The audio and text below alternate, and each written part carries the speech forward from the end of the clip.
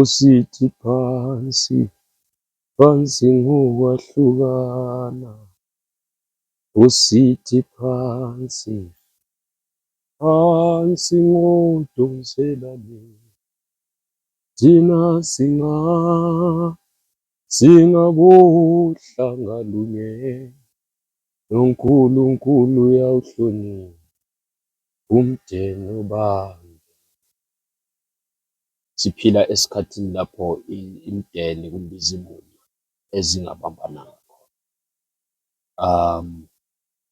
Omunye udonsela kwelakhe icele, lomunye uya kwelakhe icele. Siphila esikhathini lapho uSathane ahambe ahlukanisa khona imindeni ngoba esazi ukuthi imindeni ingabambana kuzoba khona ukuqhubekela phambili. Ngizothi kuwe mina akuyenzi ukuthi umfowenu aphile nzima wena ule khampani eyenza amamiliyoni, but unezihlobo ngithi umama wakho nobaba wakho abakuzalayo bayenza okokucela kuwe ukuthi mntanami sicele esigaya. Kanti imali leyo ngeyomuthi yini? Angizozibuzela ukuthi kanti okwenza ukuthi abantu uthola umuntu enezimali eziningi, spenda lapha angena khona abantu bembuka, abanye babi ayikubukwa, afika angcolisa amatafula akwenze. But when it comes to abazali bakhe, uthola ukuthi abazali bakhe baphila kanzima, baze bayicele imali ukuthi hawu mntanami sicela bakithi usincedise ngeyempuphu. Abazali bakho baphila okokucela, sebengama-beggars kuwe, but bekuthwale for 9 months, bakuzala, bakukhulisa, bakufundisa, but sekubuya endabeni zezimali sokumele babe ngama-beggar, sokumele bacele kuwe. Lalela mfowethu, ngiyazi ngingaba mncane kuwe, ngiyazi ukuthi mhlawumbe ngingangabi le mali ukudlula wena, ngiyazi ukuthi singangalingani, kodwa-ke ngizokubonisa njengomfowethu ukuthi into yakho le yimbi. Into yakho le oyenzayo yimbi, ngaphandle nxa kuyikuthi leyo mali ngeyomuthi. Kanti imali enjani enganikwayo isihlobo? Iningi labantu abalemali noma engacelwa i-cold drink yesihlobo kungangcono ayithenga kuphatheke than ukuthi akunike idola. Kungangcono ukuthi ma ucela i-cold drink ayithenga mpela abuye nayo. Sometimes ma ngicela imali ye-cold drink angidingi cold drink, ngizama ukukhava kule gap lami, kodwa-ke kunzima ukuthi ngithi mfowethu ngicela imali engaka ngikhave laphaya. So ngiyatsho nje ukuthi zihlobo zami, impilo le sometimes inokukwenza ukuthi ibe liviri, ibe sengazathi iyabhoda sometimes.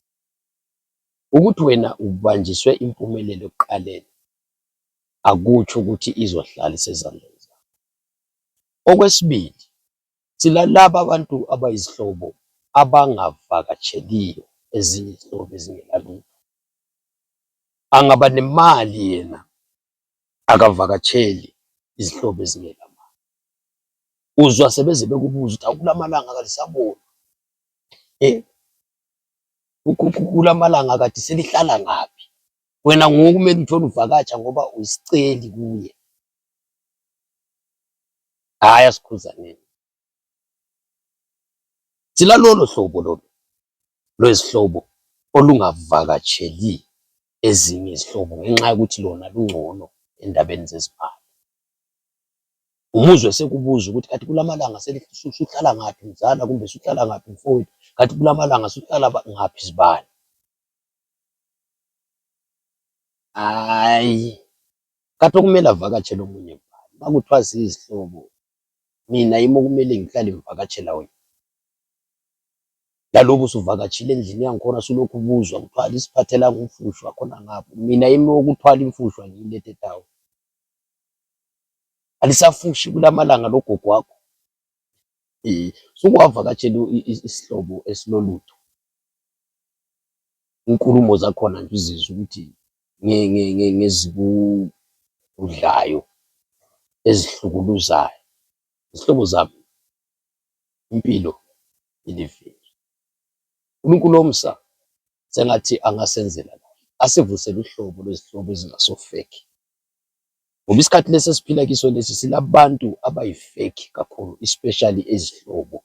Sinezihlobo eziyi-fake, sinama-friends ayi-fake, sinabantu abakuthanda nxa usasenolutho, sinabantu abakuthanda nxa usasengeka, kodwa kungaphela ulutho kuwe, kungaphela leyo mali esandleni, abasasondeli kuwe. So sinabantu abayi-fake empilweni engithanda ukuthi ngikhulume nabo ekuseni, ukuthi ungathandi umuntu ngenxa yokuthi umthandela ulutho analo, but umthande ngoba umthanda. God bless you. uNkulunkulu omsa sengathi angalenzela kahle ekuseni. Siyabonga.